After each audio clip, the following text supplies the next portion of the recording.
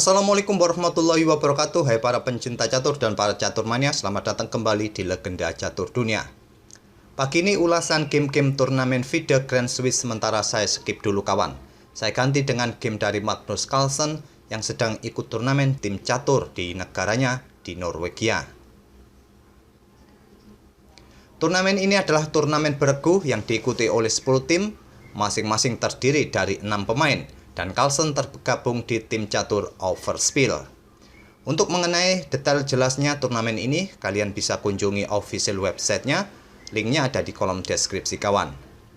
Di babak pertama tadi malam, Carlsen bertemu dengan Grandmaster senegara, yaitu Benjamin Arvola Notskevik. Cuma perbedaan elo kedua pemain ini cukup jauh kawan. Carlsen masih mempunyai 2855, sedangkan Benjamin Arvola Notskevik ini mempunyai 2471. Cukup jauh, perbedaannya sekitar 400 poin.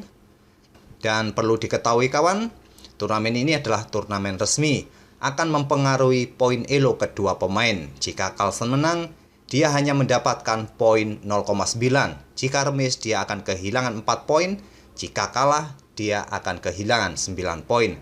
Ini karena elo lawannya cukup rendah kawan. Kita langsung saja ke atas papan bagaimanakah permainan kedua pemain ini. Di sini Carlsen pegang hitam kawan, lawannya Benjamin Arvola Notskevik mengawali permainan dengan pion E4. Carlsen membalas dengan permainan pion C6 atau karokan defense, pion D4, pion D5. Putih memilih variasi pertukaran pion E pukul pion D5 dipukul balik oleh pion C. Dan pada posisi ini, langkah pilihan utama bagi putih untuk melanjutkan langkahnya adalah pion C4, kuda F3 atau gajah D3. Adapun melangkahkan kuda ke petak C3, gajah ke F4 pun bisa juga dimainkan oleh putih kawan. Tapi 3 langkah utama gajah D3, maksud saya pion C4, kuda F3 atau gajah D3 bisa jadi pilihan utama bagi putih. Putih memainkan pion C4 bermaksud menantang pion hitam, juga agar nanti bila kuda ini berkembang ke petak C3 kawan, pionnya tidak terjebak oleh langkah kuda ini.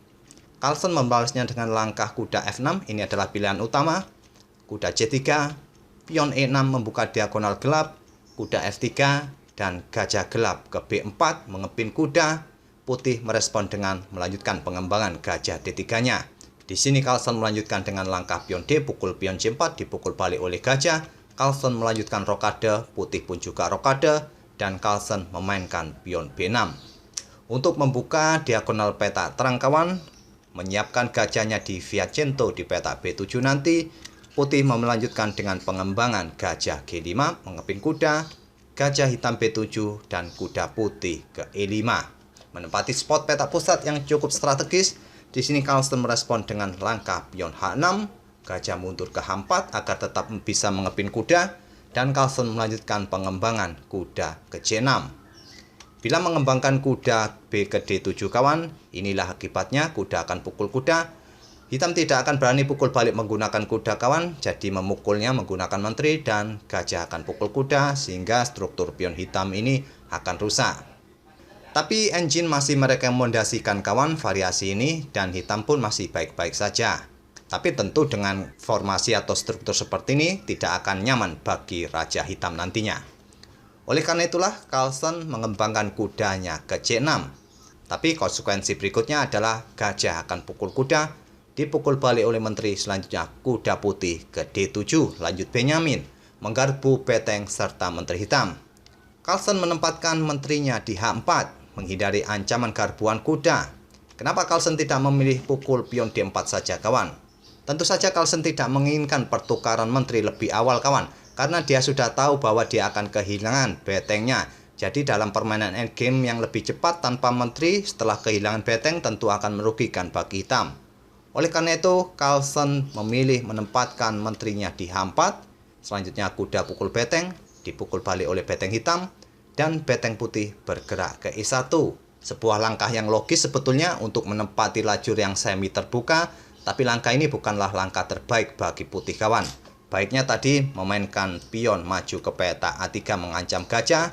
Kemungkinan Carlsen akan menarik mundur gajahnya ke petak E7 agar dia masih tetap mempunyai sepasang gajah karena dia sudah kehilangan satu betengnya. Tapi putih memilih menggeser betengnya ke E1. Dimanfaatkan Carlsen pukul pion D4 menggunakan kuda dan Carlsen unggul 1 pion sementara ini. Putih bermain dengan langkah gajah ke D3 untuk persiapan menempati peta E4 untuk menantang gajah terang hitam ini. Apa jadinya kawan bila pada posisi ini putih memainkan pion A3? Ancamannya sebagai berikut kawan. Gajah akan pukul kuda, tidak akan ditarik mundur lagi. Ini akan mendapatkan tempo. Di langkah berikutnya menteri hitam akan ke G5 memberikan ancaman skakmat. Menteri putih tidak akan berani untuk membackup di peta F3 karena di sini ada kuda ataupun ada gajah. Jadi mungkin pada posisi ini putih akan merespon dengan langkah gajah mundur ke F1 membackup pion G2-nya. Selanjutnya hitam bisa membalas dengan langkah kuda ke F3 skak. Tentu saja pion tidak akan bisa pukul kuda karena posisinya berada dalam kena pin. Jadi raja bergeser ke H1, selanjutnya menteri akan ke F4 memberikan ancaman skakmat. Jika putih merespon dengan pion G3 kawan, kuda akan pukul beteng open skak. Dan jika dilanjut 11 langkah lagi, putih akan kena skakmat. Atau bila pada posisi ini, putih melanjutkan dengan langkah pion G pukul kuda ini kawan. Selanjutnya adalah gajah akan pukul pion skak. Jika tidak ingin terjadi kena skakmat di langkah berikutnya, menteri putih ini harus pukul gajah dan putih harus kehilangan menterinya. Itulah kenapa gajah ini dipersiapkan di peta D3 untuk menepati peta E4 nantinya untuk menutup diagonal terang ini dari kemungkinan menteri mengancam di lajur G nantinya. Carlsen membalas dengan langkah pion F5 mengontrol peta E4 agar gajah tidak bergerak ke peta ini. Dibalas dengan langkah beteng E3 persiapan untuk mengcover serangan menteri di lajur G kawan. Dibalas oleh Carlsen dengan pion F4 yang merupakan langkah yang kurang akurat dari Carlsen. Niatnya untuk mengancam benteng juga untuk mengontrol peta G3 ini. Benteng digeser ke H3 menyerang menteri. Menteri ke G5 memberikan ancaman skakmat diantisipasi dengan gajah di E4 menantang pertukaran gajah terang. Langsung diterima Carlsen, dipukul balik oleh kuda menyerang menteri. Menteri ke E5 menyerang kuda, dibalas oleh beteng bergerak ke D3. Jika menteri pukul kuda, putih juga bisa mendapatkan kuda. Dan tentu saja kawan, ancamannya adalah ancaman garbuan nantinya terhadap gajah ataupun menteri di peta E4 nanti. Oleh karena itu Carlsen tidak berani pukul kuda putih ini kawan. Dia bermain dengan langkah gajah ke C5. Untuk memperkuat posisi kudanya, dibalas dengan langkah kuda pukul gajah, dipukul balik oleh pion B. Selanjutnya pion F3 menghentikan laju pion kawan. Dibalas dengan langkah beteng bergeser ke B8 mengincar pion. Pion didorong maju satu peta. Selanjutnya pion A5 oleh Carlsen.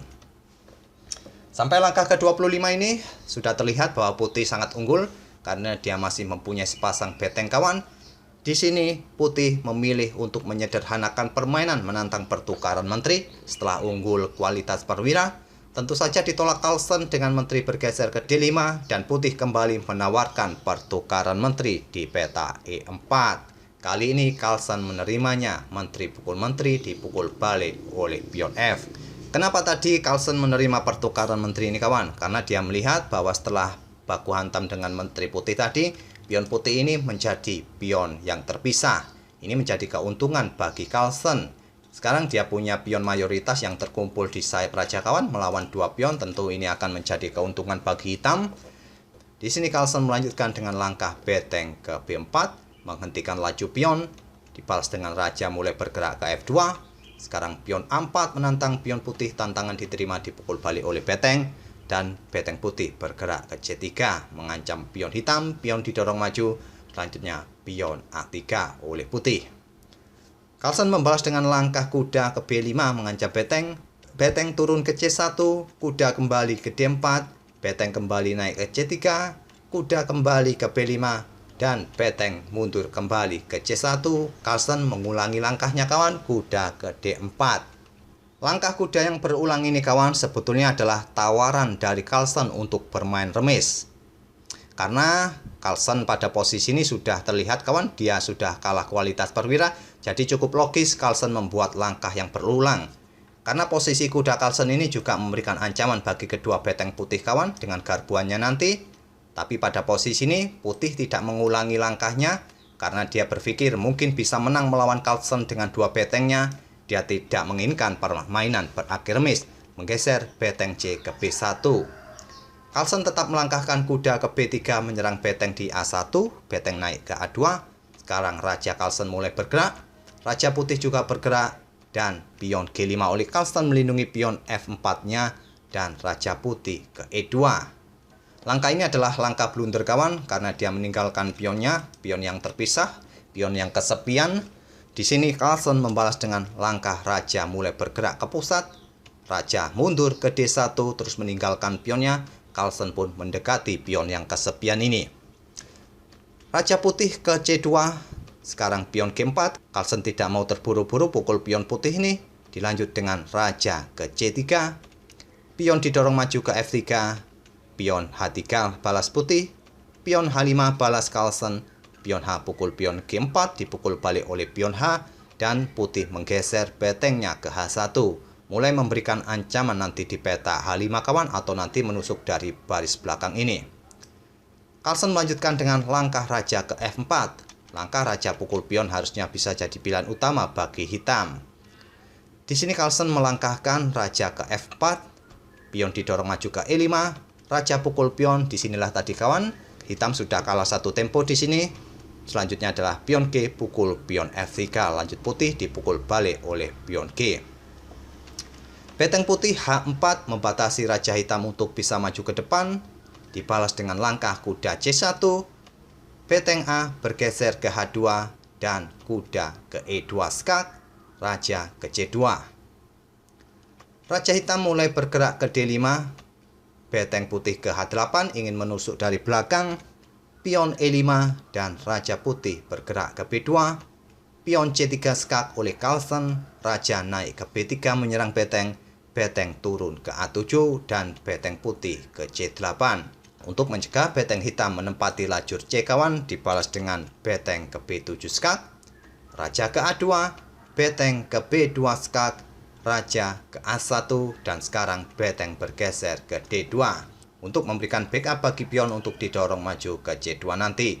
Jika beteng tadi tetap berada di peta B2 terus mendorong pionnya, betengnya nanti akan tewas dipukul oleh Raja Putih. Oleh karena itu, Carlsen menggeser betengnya ke D2 ini. Putih sudah tidak ada harapan lagi kawan menang dengan posisi seperti ini, tapi dia belum mau menyerah dengan pion A4. Carlsen melanjutkan dengan langkah kuda ke D4. Barulah di sini kawan, di langkah ke-57, Putih menyerah. Pada posisi ini ancamannya cukup serius kawan, ancaman skakmat dalam 10 langkah ke depan. Jika beteng putih ini pukul beteng hitam, selanjutnya akan dipukul balik oleh pion hitam dan satu peta atau satu langkah lagi pion bisa promosi. Dengan beradanya pion hitam ini berada di peta D2, putih sudah tidak mempunyai kesempatan lagi untuk mencegah pion ini untuk promosi. Dan apabila putih melanjutkan permainan dengan variasi mungkin beteng ke H1 kawan, mencegah pergerakan pion hitam ini, ancamannya adalah 2 langkah lagi skakmat. Kuda akan ke B3 terlebih dahulu, Raja ke B1 dan beteng B2 skakmat. Dan bila putih tidak mau menyerah pada posisi ini dan ingin permainan lebih panjang lagi, bisa bermain dengan langkah beteng D8 terlebih dahulu. Setelah Raja bergeser, beteng pukul beteng dipukul balik oleh pion, dan satu langkah lagi pion ini sudah tidak bisa dibendung lagi untuk promosi. Jadi mungkin beteng putih bisa melanjutkan skak yang berulang jika Raja tidak mau bersembunyi. Raja simpel bersembunyi dan sudah tidak bisa lagi kawan. Pion ini akan tetap bisa promosi. Itulah kawan permainan endgame yang cukup menarik, yang cukup cantik dari Magnus Carlsen. Dia tadi sempat menawarkan untuk bermain remis, tapi sayangnya putih menolak. Karena dia merasa bahwa unggul dengan kualitas 2 betengnya, dia mencoba untuk menggeser betengnya. Tapi apa yang terjadi kawan? Ternyata Carlsen masih terlalu kuat dalam permainan endgame. Semoga permainan dari Carlsen tadi bisa menghibur kalian di pagi ini dan kita akan bertemu di video-video berikutnya. Terima kasih. Wassalamualaikum warahmatullahi wabarakatuh.